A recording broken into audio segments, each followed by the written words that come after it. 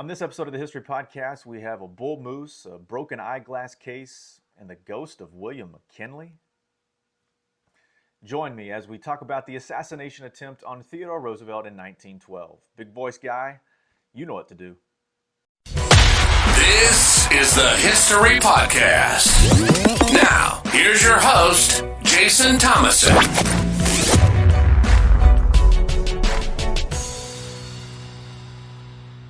To understand the magnitude of the assassination attempt on Teddy Roosevelt, let's first look at the election year itself, 1912, a time of great political upheaval in the United States. Roosevelt was a former two-term Republican president and was a very charismatic and influential leader who had already left a significant mark on American history. However, his progressive policies had caused a division within his own party, the Republican Party. In 1912, he wants to get back into the game, but the Republicans don't want him as their nominee.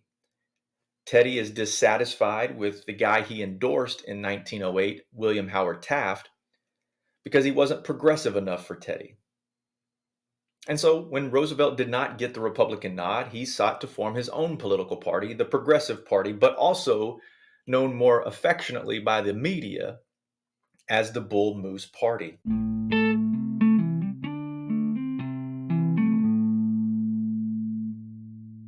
The Progressive Party's platform focused on social reforms like women's suffrage, workers' rights, and direct democracy.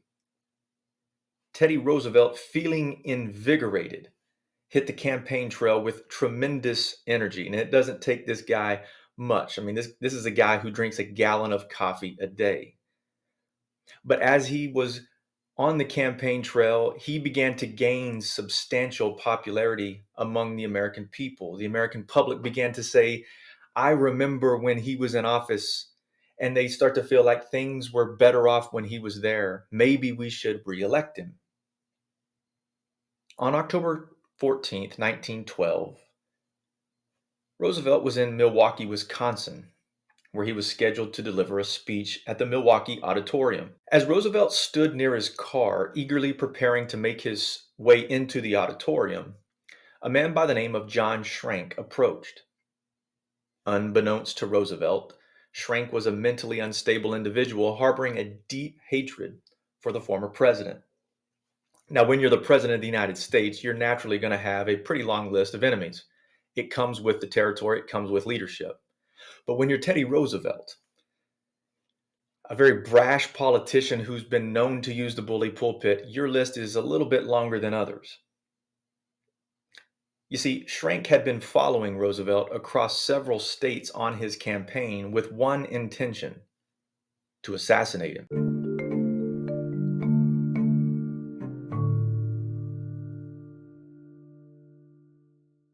Dressed in a stylish suit, Schrank managed to get within arm's length of Roosevelt before pulling out a .38 caliber.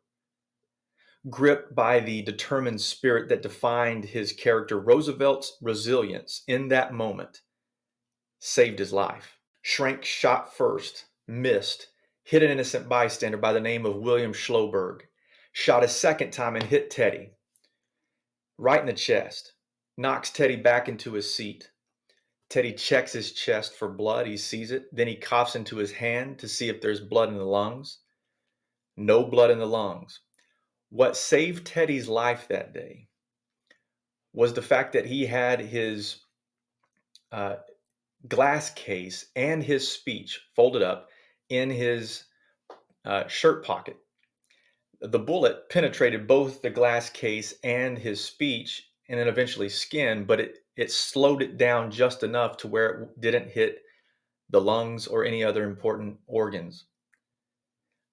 At this point, Teddy's shirt is drenched with blood. And amid all this turmoil, the people around Roosevelt quickly apprehend Schrank and wrestle him to the ground.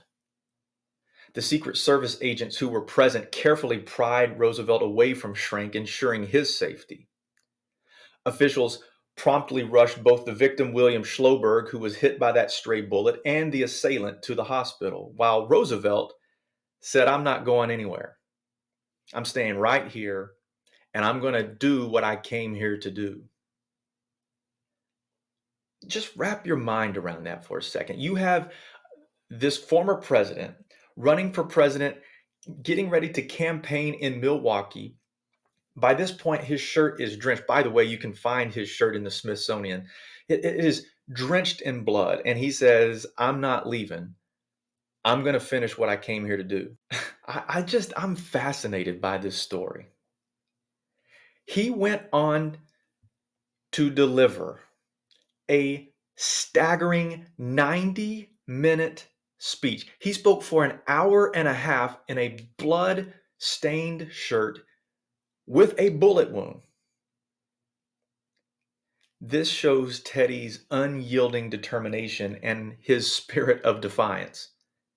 In fact, his first line of the speech in Milwaukee Auditorium was this: "Friends, I shall ask you to be as quiet as possible.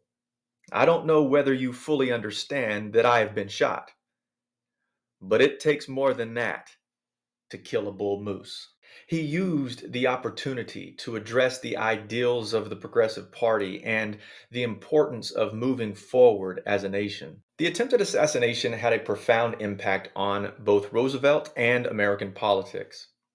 While he ultimately lost the election to Democrat Woodrow Wilson, Roosevelt's bravery resonated with the American people, leaving a lasting legacy. Moreover, the incident led to an increased concern for presidential security, resulting in the assignment of permanent Secret Service protection for former presidents. The assassination attempt transformed Teddy Roosevelt into a symbol of resilience and courage. His refusal to succumb to fear, even in the face of danger, echoed through the corridors of history. Today, we can still draw inspiration from Roosevelt's grit, reminding ourselves to confront adversity head on and seek progress despite our challenges.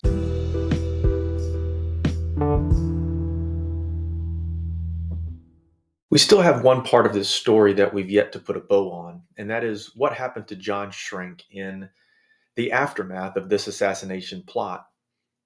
He will be examined by psychologists in the days that follow, and he will reveal to psychologists that he saw a ghost of William McKinley who told him to avenge his death by killing Teddy Roosevelt. When John Shrink's trial arrived, he's initially going to plead guilty to attempted murder, but the judge, after seeing the evaluations from the psychologist, denies the plea of guilt and instead comes back with a not guilty verdict by reason of insanity. And he will sentence John Shrink to institutionalization for the remaining part of his life.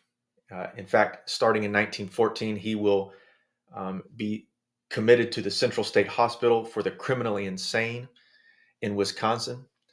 And that's where he will stay the rest of his life until he dies in 1943.